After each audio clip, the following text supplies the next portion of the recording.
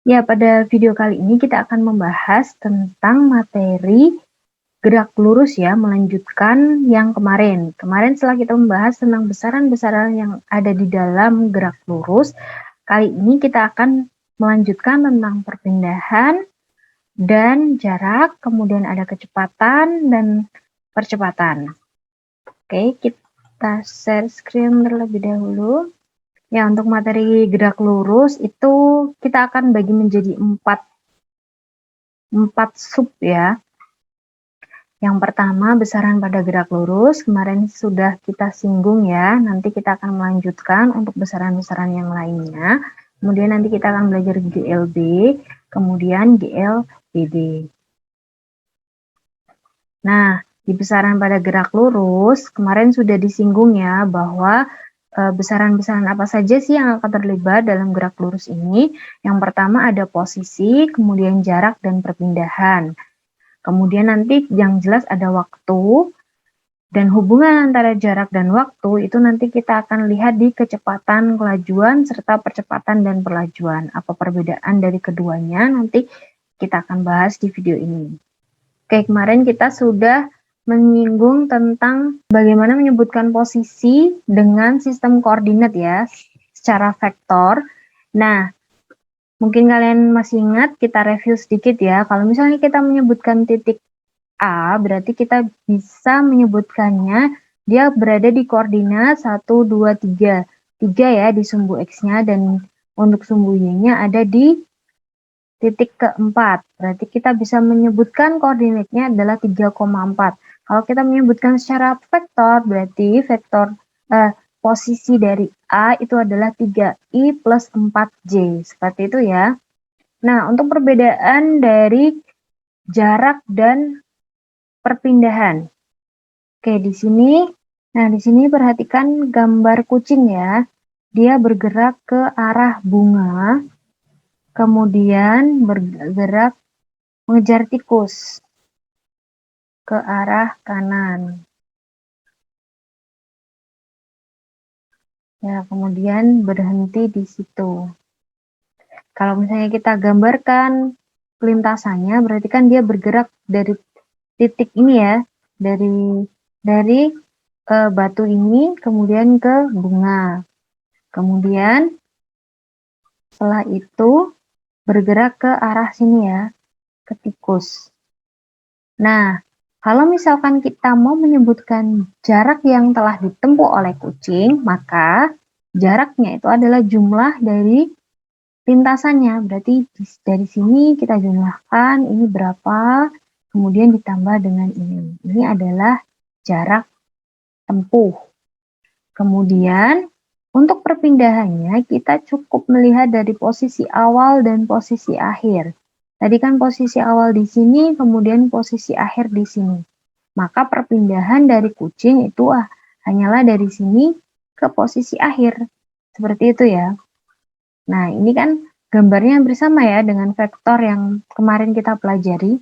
Nah, semisal nih garis ini yang kuning ini panjangnya adalah 8 satuan, kemudian gambar kuning yang kedua itu 6 satuan, maka berapakah perpindahannya? Nah, semisal garis ini itu siku-siku, maka kita bisa menghitungnya dengan rumus Pythagoras ya. Jaraknya adalah 8 ditambah 6 ditambah hasilnya adalah 14 meter. Kemudian perpindahannya kita bisa menggunakan rumus Pythagoras dari panjang ini ditambah panjang ini. Gitu ya. Jadi ketemunya perpindahannya adalah 10 meter. Apa sih perbedaan dari jarak dan perpindahan? Jadi untuk jarak itu bisa menyebutnya sebagai besaran skalar ya. Jadi jarak itu adalah besaran skalar. Sedangkan untuk besaran vektornya itu adalah yang perpindahan. Gitu ya. Jadi kalau misalkan jarak dengan besaran skalar itu kita tidak melihat arahnya kemana. Yang penting jumlah total jaraknya itu berapa kayak gitu.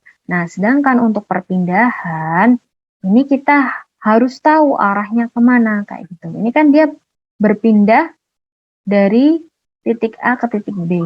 Nah, nanti itu perpindahannya kalau misalkan secara vektor seperti apa, nanti akan kita bahas, gitu ya. Nah, ini ya, besaran jarak itu adalah skalar, sedangkan untuk perpindahan itu adalah vektor.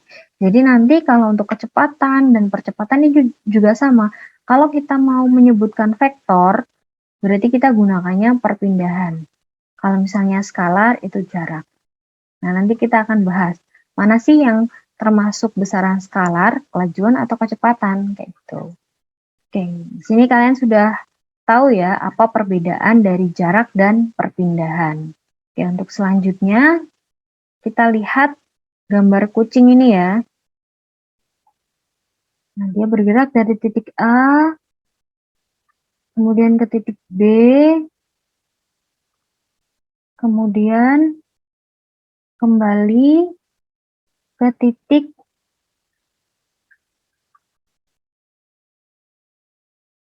-1 ya. Jadi tadi dia bergerak dari A, kemudian ke O, ke B, kemudian ke -1. Berapakah jarak yang ditempuh? Jadi kan tadi dari sini ke B ya.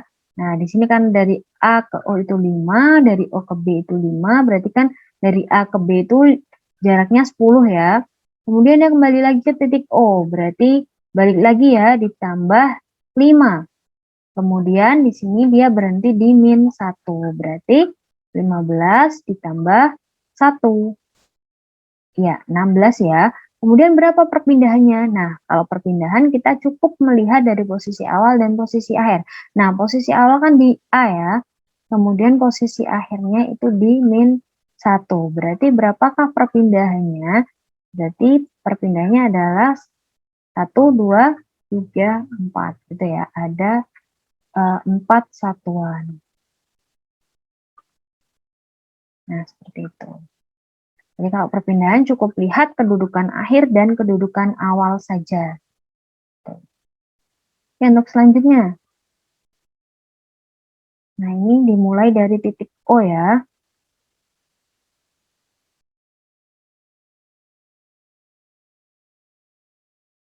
Kemudian kembali lagi ke titik A.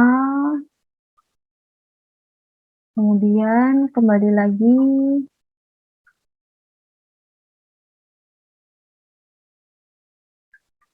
ke titik B. Nah, ini ya. Jadi tadi dia dari A ke B. Dari O ya awalnya. Dari O, kemudian ke B, kemudian ke O lagi, kemudian ke A, kemudian ke O, habis itu ke 3 ini ya. Nah, berarti berapakah totalnya? Nah, di sini ya, dari O ke B kan 5. 5 ditambah, kembali lagi ke O, berarti ditambah 5, berarti 10 ya. Kemudian dari O ke A, berarti ditambah 5 lagi, berarti 15 ya.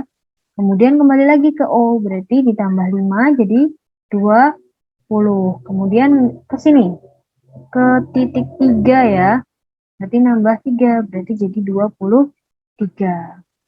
Nah, kemudian berapakah perpindahannya? Berarti cukup lihat tadi dari awalnya itu O ya, kemudian ke titik 3. Berarti perpindahannya adalah sebesar 3 gitu ya. Karena arahnya kanan berarti nanti positif. Pindahnya adalah 3 ya, dari 0 ke 3.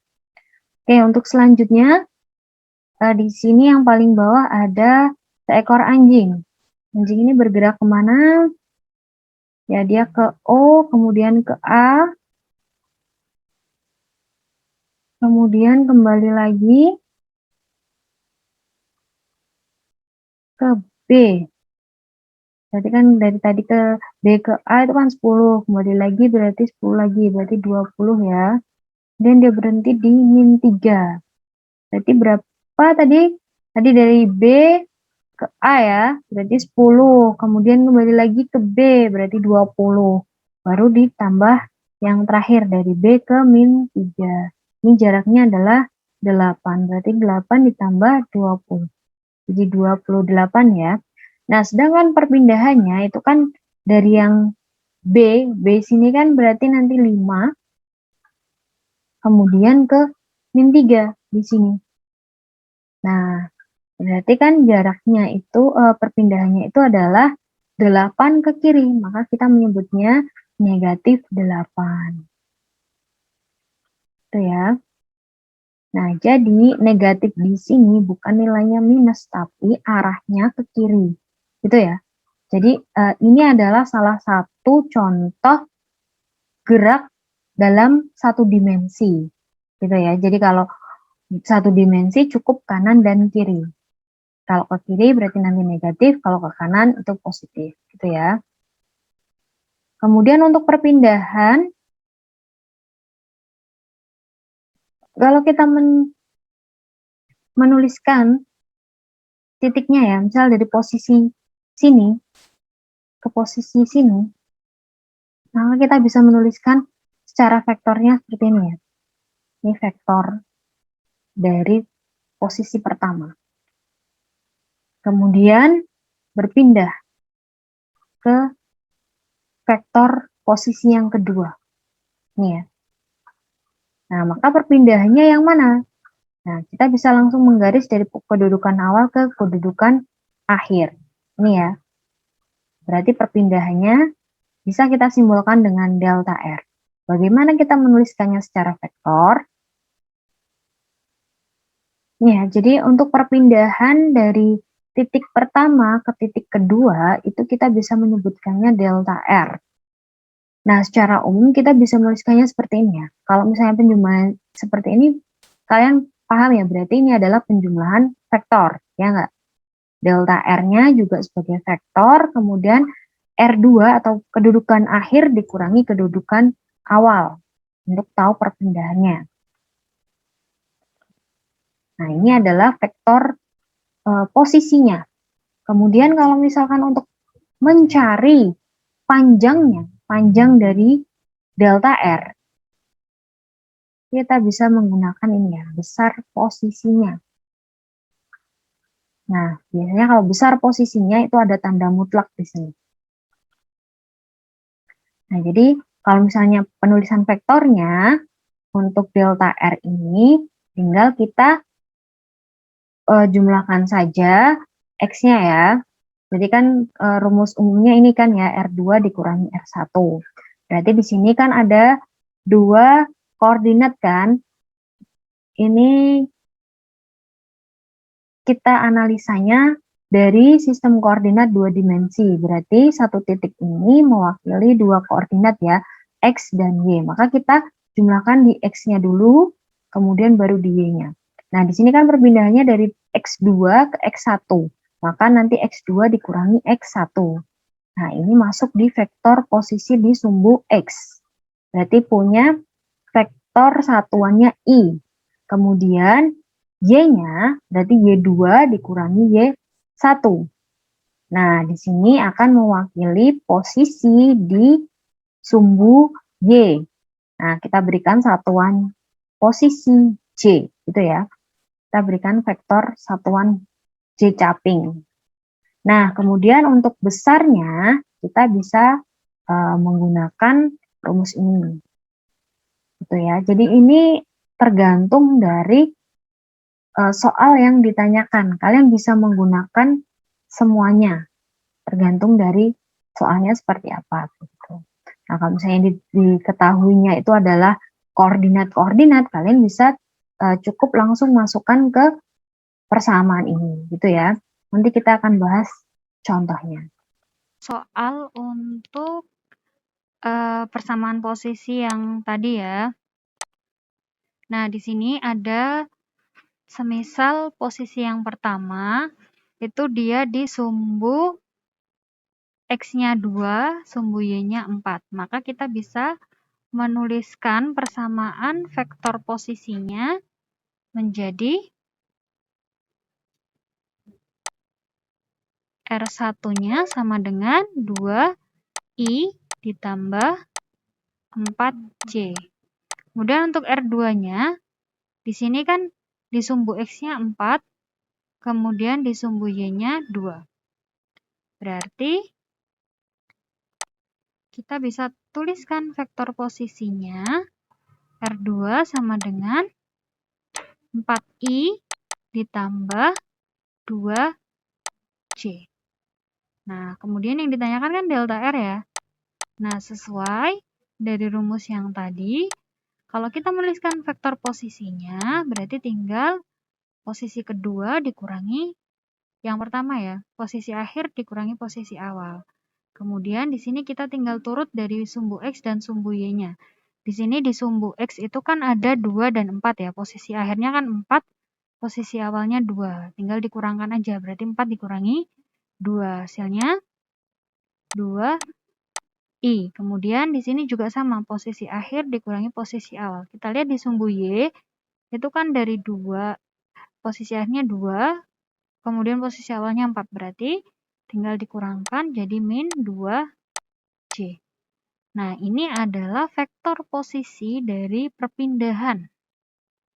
Itu ya. Kemudian, kalau kita diminta mencari panjangnya itu berapa perpindahannya, maka kita bisa langsung menggunakan rumus Pythagoras dari nilai yang di sumbu X dan sumbu Y-nya. Karena di komponen di sumbu X dan sumbu Y kan selalu tegak lurus ya, berarti bisa kita cari dengan rumus Pythagoras.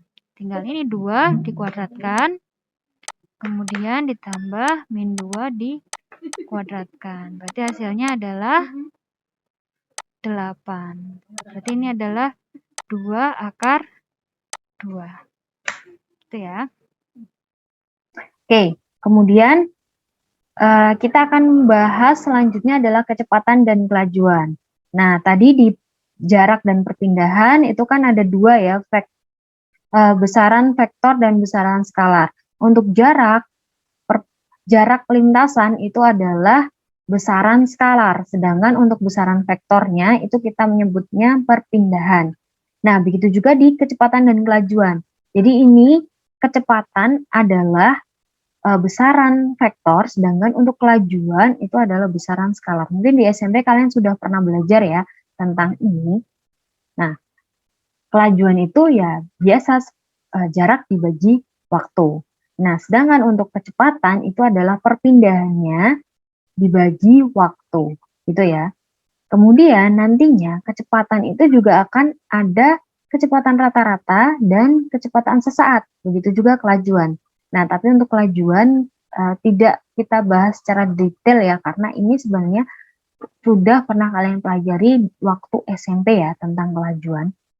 Nah, kita akan lebih membahas kecepatan rata-rata dan kecepatan sesaat. Apa perbedaan dari keduanya? Oke, kita bahas dari kecepatan rata-rata terlebih dahulu ya. Oke, yang pertama ini adalah persamaan umumnya. Sama seperti tadi, ada persamaan umum ya. Nah, kalau di sini ada tanda seperti ini, berarti kan ini menunjukkan rumus umum secara vektornya ya. Bahwa kecepatan rata-rata itu adalah hasil pembagian dari perpindahan terhadap selang waktu tertentu gitu ya. Kemudian karena delta R itu tadi sudah kita bahas ya, bahwa delta R itu adalah posisi akhir dikurangi posisi awal.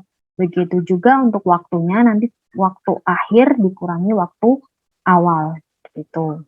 Nah, ini ada kemudian secara vektor kita bisa menuliskannya seperti ini. Nah, V di sumbu X dan V di sumbu Y. Gitu ya.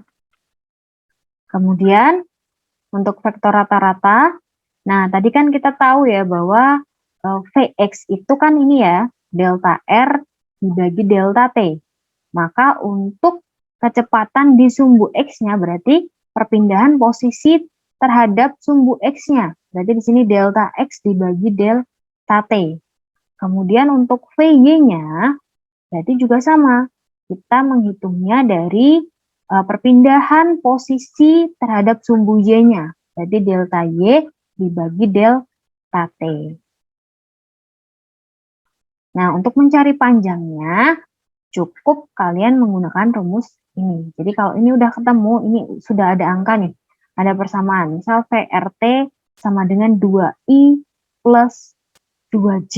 Berarti 2-nya tinggal langsung masukin ke sini. Oh, berarti 2 kuadrat. P-nya 2 juga, berarti 2 kuadrat. 2 kuadrat 4 ditambah 2 kuadrat 4 berarti 8, tinggal diakarkan. Seperti itu ya. Nah, ini tadi ini rumus umum.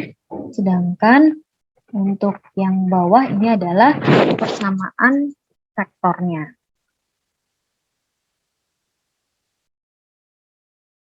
Nah, jadi kalau misalnya dalam persamaan vektor, kalian biasanya diminta untuk mencari berapa sih panjangnya vektor. Nah, untuk mencari panjangnya, cukup langsung cari dengan rumus ini ya.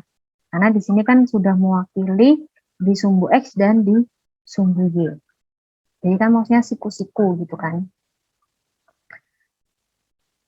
Oke, kemudian untuk kecepatan sesaat.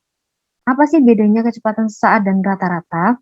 Jadi kecepatan sesaat itu adalah kecepatan rata-rata untuk skala waktu yang mendekati 0. Jadi kayak saat itu gitu. Detik kesekian. Nah, pas detik kesekian itu kan berarti dalam selang waktu 0, sekian sekian sekian sekian gitu. Deltanya ya. Karena kalau misalnya 0 itu kan tidak mungkin ya. Jadi hampir mendekati 0. Contohnya 0,000001 detik. Kayak gitu. Nah, itu kan mendekati 0. Itulah yang disebut sebagai kecepatan sesaat. Jadi kecepatan di saat itu. Kalau misalkan kalian naik motor, kemudian kalian lihat speedometer, itu kan tidak selalu konstan ya. Kecepatannya segitu-segitu aja kan enggak ya. Pasti ada naik turunnya. Ada kalanya kita kecepatannya rendah pas awal-awal, misal 20 km per jam. Kemudian nanti dalam waktu sekian menit itu berubah lagi jadi 60 km per jam. Nah, saat waktu tertentu itulah yang kita sebut sebagai kecepatan sesaat.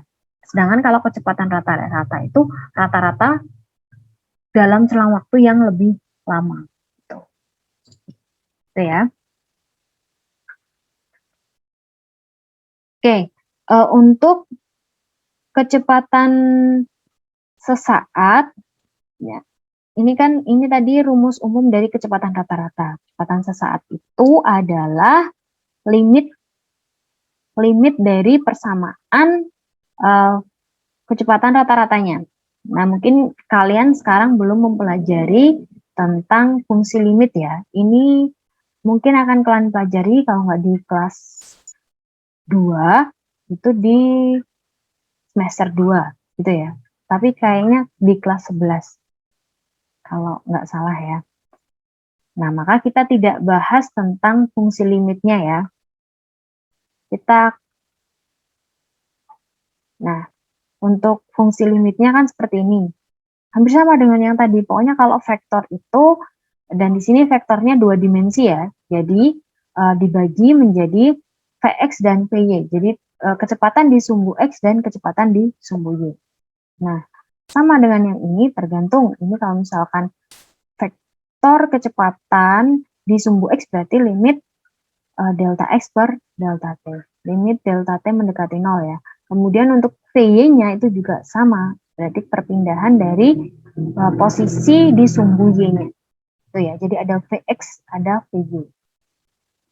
Nah, kemudian di sini kecepatan sesaat itu adalah turunan pertama dari persamaan posisi benda. Jadi nanti kalau kalian belajar limit, nanti kalian akan belajar kalau limit delta T mendekati 0, kita bisa membuat turunan dari persamaan tersebut. Bagaimana turunan nanti kita akan bahas sedikit ya. Jadi hanya secara umumnya saja. Nah, ini ya. Bersama dengan tadi bedanya, kalau ini kan selang waktu tertentu, kemudian terhadap selang posisi selisih jarak ya atau perpindahan, kemudian di sini selang waktu. Sedangkan kalau misalkan dr per dt berarti ini adalah turunan dari persamaannya. Turunan dari persamaan posisi terhadap waktu. Nah, untuk Vx-nya sama kayak yang ini, Berarti tinggal turunan dari vektor posisi X-nya terhadap waktu. Kemudian kalau BY berarti turunan dari posisi Y-nya terhadap waktu. Oke, kita bahas sedikit tentang turunan ya. Nah, untuk turunan, itu misal X, rumusnya ya, ada sebuah persamaan posisi A dikali T pangkat N. A itu adalah konstanta ya, kemudian T itu adalah variabel. Kemudian N itu pangkatnya atau ordernya ya. Nah, bagaimana menurunkannya? Nah, di sini tergantung fungsi yang ada di sini. Di sini karena variabelnya T, berarti kan kita turunkan terhadap T ya. Jadi pokoknya kalau turunan itu terhadap variabelnya. Di sini karena turunannya terhadap T, dan di sini juga variabelnya T, maka kita buat turunannya terhadap T. Gitu ya. Karena yang diturunkan adalah T, berarti yang kita perhatikan adalah pangkat dari T ini. Tadinya kan T pangkat N. Nah, ini dikurangi pangkatnya, jadi N-1. Misal pangkatnya 2 berarti jadi 1, misal pangkatnya 3 berarti dikurangi 1 aja. Hasilnya 2, gitu ya.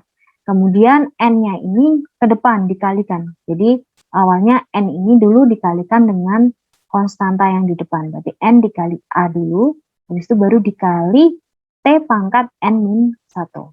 Oke, kita bahas contohnya aja ya. Semisal ada vektor posisi seperti ini, 2T pangkat 3 ditambah 4T kuadrat ditambah 5. Nah, di sini kita perhatikan yang punya variabel T saja, karena kita mencari dx per dt-nya. Nah, berarti kan di 2T pangkat 3 ini. 3-nya kita kedepankan, berarti 3 dikali 2 ya, 2 dikali 3.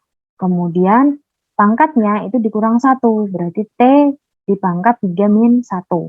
Kemudian ditambah 4T kuadrat. Di sini berarti 2-nya pindah ke depan ya, atau dikali ya, 4 dikali 2. Kemudian dikali T pangkat 2 min 1. Gitu. Nah, kemudian tinggal dihitung aja. Jadi ini kan hasilnya 2 kali 3, 6 ya, 6T kuadrat. Sedangkan yang ini 8 dikali T. Nah, mungkin kalian bertanya, kok 5-nya nggak ada? Nah, karena di sini 5 itu tidak memiliki variabel T, maka dia tidak bisa diturunkan, maka dia hilang, gitu ya. Pokoknya kalau misalkan turunan, dia tidak memiliki variabel yang diturunkan, berarti dia akan hilang, seperti itu. Itu ya, maka jawabannya hanya 6T kuadrat ditambah 8T. Ini untuk turunan. Jadi kita kembali lagi ke kecepatan sesaat tadi ya. Nah, ini ya, kecepatan sesaat adalah turunan pertama dari persamaan posisi benda. Nah, ini P sama dengan dr per dt. Maka kita bisa menuliskannya untuk vektor posisinya, vektor kecepatannya itu adalah ini ya, dx per dt i, dy per dt j, kayak gitu. Untuk besarnya sama dengan yang tadi, pokoknya kecepatan di sumbu X kuadrat ditambah Y kuadrat. Ini sama. Gitu ya. Jadi kalian sudah paham ya perbedaan kecepatan rata-rata dan sesaat. Jadi kalau kecepatan sesaat itu hanya saat selang waktu tertentu. Maksudnya saat detik kesekian. Kemudian selang waktunya itu sangat limit, mendekati 0. Gitu.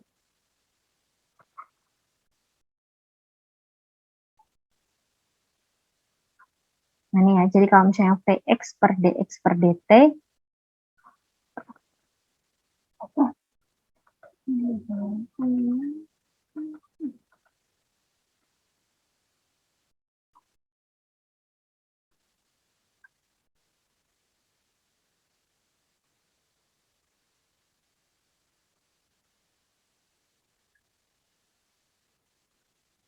ya, jadi kecepatan sesaat itu merupakan turunan pertama dari persamaan posisi benda.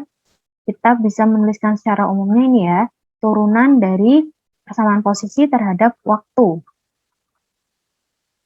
Kemudian, secara vektor kita bisa juga menuliskannya Vx sama dengan dx per dt untuk vektor di sumbu x-nya. Kemudian untuk di sumbu y-nya kita juga bisa menuliskannya dy per dt. Jadi per per ininya ya, dimensinya. Kemudian kita gabungkan, jadi V itu VXI caping, kemudian VYJ caping. Maka panjangnya, besarnya itu bisa kalian cari menggunakan rumus Pythagoras ya. Karena kan untuk vektor di sumbu X dan di sumbu Y-nya kan siku-siku ya. Oke, kita lanjut ke contoh soalnya biar kalian lebih paham. Di sini ada sebuah benda bergerak dengan persamaan posisi seperti ini.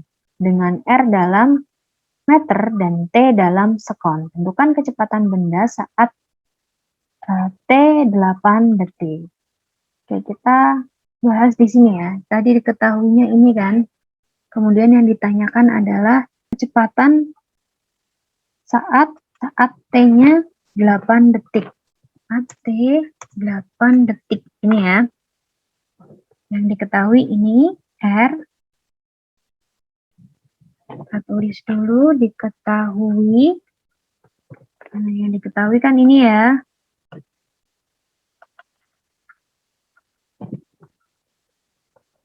Nah, yang ditanya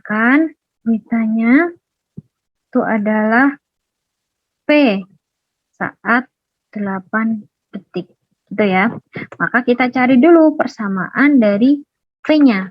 Persamaan dari V-nya, berarti kan VT seperti ini ya. Masih ingat kan tadi? Ini adalah turunan dari vektor X terhadap terhadap T. Ini dicaping ya, kemudian ditambah dengan yang di sumbu Y terhadap T. Oke, tinggal kita masukkan aja. Hasilnya berapa? Satu-satu, berarti kan di sumbu X itu yang ini ya. 2T kuadrat min 5T ditambah 3. Berarti kita turunkan pangkat 2-nya ke depan ya, berarti 2 dikali 2, berarti 4T pangkat 1. Nah, 1 itu tidak usah ditulis, tidak apa-apa. Kemudian ditambah, dikurang 5 ya, karena T-nya pangkat 1. Oke, ketemu untuk yang X-nya. Sekarang yang Y-nya. Yang Y-nya adalah, yang Y-nya T kuadrat. Berarti kita turunkan jadi 2T dikurang 3. Nah, ketemu untuk vektor dari kecepatan itu adalah ini ya persamaannya 4T min 5I ditambah 2T min 3C. Kemudian tinggal kita masukkan yang ditanyakan kan tadi V saat detik ke-8. Tinggal kita masukkan T-nya tinggal kita masukkan 8-nya ke T. Jadi 4 dikali 8 dikurang 5. Kemudian ditambah 2 dikali 8 dikurang 3. Jadi hasilnya berapa? Hasilnya adalah 7I ditambah 13C ya. Oke, ini ketemunya seperti ini. Kita lanjutkan untuk percepatan dan perlajuan. Sama halnya dengan kecepatan dan kelajuan, percepatan itu juga ada perlajuan. Jadi percepatan itu untuk besaran vektornya, perlajuan itu untuk besaran skalar. Nah, untuk percepatan itu adalah hasil bagi kecepatan terhadap waktu, kemudian kalau perlajuan berarti hasil bagi kelajuan terhadap waktu. Nah, kita di sini juga akan bahasnya percepatan rata-rata dan percepatan sesaat ya. Hampir sama dengan kecepatan sesaat dan kecepatan rata-rata. Oke, dari percepatan rata-rata dulu ya. Di sini ini ART maksudnya berarti percepatan rata-rata. Secara umum kita bisa menuliskannya seperti ini ya. Delta V dibagi delta T. Karena Percepatan itu adalah perubahan kecepatan, berarti kan delta V ya, perubahan kecepatan terhadap selang waktu tertentu. Berarti di sini adalah kecepatan akhir dikurangi kecepatan awal, dibagi waktu akhir dikurangi waktu awal. Ini secara umum. Gitu. Secara vektor juga seperti itu. Umumnya ya, umumnya persamaan umum vektornya seperti itu. Kemudian kalau untuk menuliskan vektornya berarti kan kayak gini ya. Pokoknya kalau menuliskan vektor berarti ada percepatan di sumbu X dan percepatan di sumbu Y.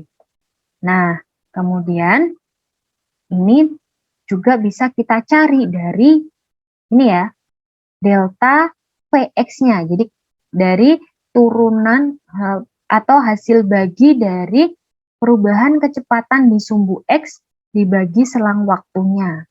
Untuk yang di sumbu Y itu juga sama. Ini adalah perubahan kecepatan di sumbu Y terhadap waktu. Nah, kemudian untuk cari besar percepatan rata-ratanya, tinggal AX kuadrat ditambah AY kuadrat. Sama seperti yang tadi ya. Tadi ini rumus umum, kemudian ini persamaan vektornya. Nah, untuk percepatan sesaat, seperti ini ya. Sama seperti kecepatan sesaat tadi. Jadi kalau percepatan sesaat itu adalah percepatan detik kesekian kayak gitu. Dan detik kesekiannya itu dalam selang waktu yang mendekati 0. Jadi sepersekian detik. Jadi belum sampai 1 detik bahkan gitu ya. Oke, jadi di sini untuk persamaan percepatan rata-rata kan tadi ini ya, delta V dibagi delta T. Kemudian yang ini untuk kalau kita cari percepatan sesaat, berarti limit dari persamaan rata-rata tadi mendekati 0. Jadi selang waktunya tinggal diganti mendekati 0. Seperti itu. Jadi ini kalau limit ini, fungsi limit ini kita bisa gunakannya ketika ada persamaan. Gitu ya. Seperti yang tadi. Nah ini juga sama untuk A di sumbu X-nya, berarti kan limit, fungsi limit terhadap perubahan kecepatan di sumbu X terhadap waktu. Untuk di sumbu Y-nya itu juga sama, limit fungsi dari perubahan kecepatan di sumbu Y terhadap waktu. Nah, untuk ini percepatannya. Untuk percepatan sesaat,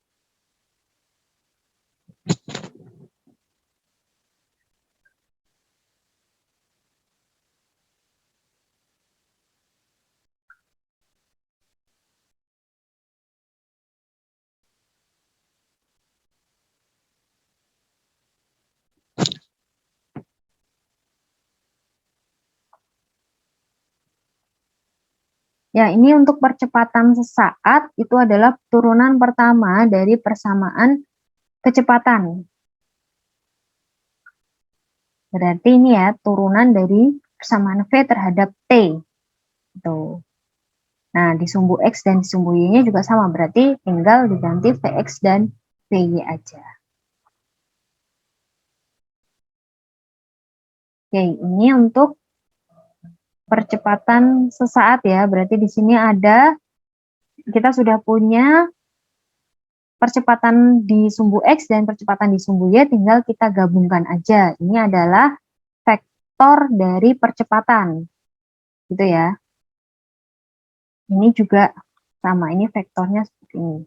Jadi percepatan sesaat itu turunan pertama dari persamaan kecepatan benda atau turunan kedua dari persamaan posisi benda. Jadi semisal yang diketahui adalah persamaan posisinya aja, kita tetap bisa mencari percepatan gitu ya. Tapi pertama kita cari dulu persamaan dari kecepatannya.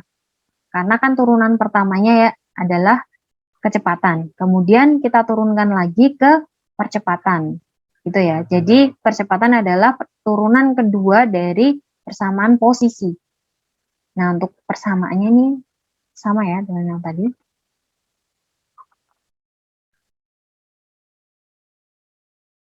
Oke, di sini posisi suatu partikel dinyatakan dengan persamaan ini ya. Dengan R dalam meter dan T dalam second. tentukan kecepatan awal partikel, percepatan partikel, dan kecepatan sesaat saat T sama dengan 4 second. Oke, bersama dengan yang tadi ya caranya. Untuk yang kalau misalkan ada soal seperti ini, di sini kan diketahui suatu posisi partikel dinyatakan dalam persamaan ini ya. Ini berarti kan persamaan posisinya. Ini juga vektor, cuman karena nggak ada I dan J, berarti ini kita anggap dalam satu dimensi ya. Yang pertama kita cari kecepatan awal, kemudian diminta untuk mencari percepatan dan kecepatan sesaat saat T-nya 4 detik. Oke, maka yang pertama kali harus kita lakukan adalah mencari persamaan kecepatan terlebih dahulu. Masih ingat ya, tadi kecepatan itu adalah turunan pertama dari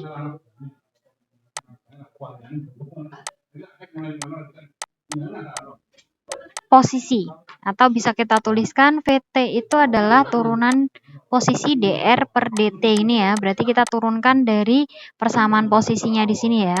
Nah, persamaan posisinya itu kan 12T min T kuadrat ditambah 3 per dt. Oke. Jangan lupa kita lihat yang punya variabel T aja. Berarti kan di sini 12T. Kita turunkan. T-nya kan tadinya pangkat 1, satunya dikali ke 12 ya. Berarti jadi 12. Kemudian T pangkat 0, karena 1 dikurangi 0 ya. T pangkat 0. Semua angka di pangkat 0 hasilnya 1. Jadi cukup kita tuliskan 12. Kemudian T kuadrat. Berarti kan ini 2 dikali angka depan ini. T kuadrat ini kan angkanya cuma 1 ya, berarti 2 dikali 1, berarti jadi min 2T. Maka ini adalah persamaan kecepatannya. Nah, yang ditanyakan adalah kecepatan awal partikel, berarti di sini adalah saat T-nya itu 0. Pas awal ya, berarti bisa kita masukkan T-nya itu saat 0. Nah, tinggal kita masukkan ke persamaan kecepatan tadi, 12 min 2T. T-nya kita ganti 0, berarti 12 dikurangi 2 dikali 0. 2 dikali 0 kan 0 ya. Maka hasilnya 12. Nah, tanpa kalian masukkan angka 0 ini, kalian juga pasti bisa melihat ya bahwa untuk kecepatan awal itu bisa langsung kalian ambil dari angka yang tidak punya variabel T. Di sini kan 12 kan. Maka kecepatan awalnya ini 12 meter per sekon. Nah, kemudian kita langsung ke ini ya, ke yang C. Ini kan tadi nomor A. Kemudian yang C itu kecepatan saat T-nya 4 detik. Berarti T-nya kita ganti jadi 4. Nah, tinggal masukkan aja 4 ini ke persamaan. Berarti ini 12 dikurangi 2 dikali 4. Nah, 12 dikurangi 8 itu kan 4 ya, 4 meter per sekon. Maka ketemu kecepatan sesaat saat detik keempat itu adalah 4 meter per sekon. Kecepatan awalnya adalah 12 meter per sekon.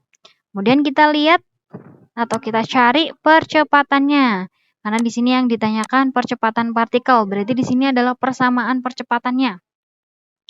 Nah, tinggal kita turunkan dari kecepatan. Ingat ya tadi, percepatan adalah turunan pertama dari kecepatan. Nah, tahu kalau misalnya dari posisi berarti percepatan adalah turunan kedua dari posisi. Nah, maka kalau misalkan hanya ditanyakan percepatan, tetap kalian harus mencari kecepatannya dulu karena cari turunan pertama baru turunan kedua. Oke, kita tuliskan ya. Berarti di sini A T itu sama dengan dV per dt. Ini adalah turunan dari kecepatan ya. Berarti di sini V-nya adalah 12T min T kuadrat plus 3. Salah, maaf. Jadi kalau ini kan posisi ya, kita ambilnya bukan yang ini ya, tetapi yang persamaan kecepatan.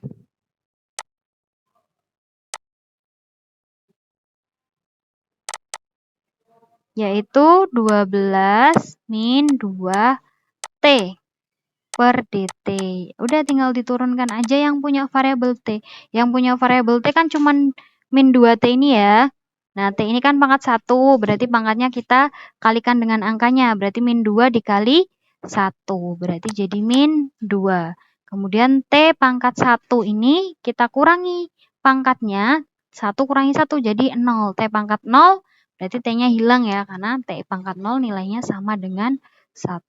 Maka langsung ketemu bahwa percepatannya adalah min 2 meter per sekon kuadrat.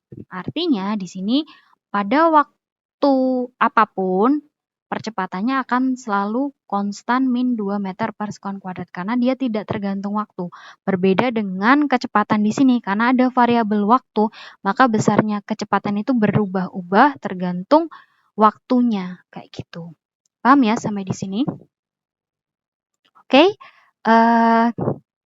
Kemudian nanti silahkan dikerjakan latihan soal berikut ini ya. Nah, nanti silahkan ditulis di buku tulis kalian. Nanti dikumpulkan minggu depan saat pertemuan saja ya. Jadi tidak dikumpul di LMS tapi langsung aja biar mudah untuk mengkoreksinya gitu ya. Oke, demikian pembahasan kita kali ini. Sampai jumpa di pertemuan berikutnya ya.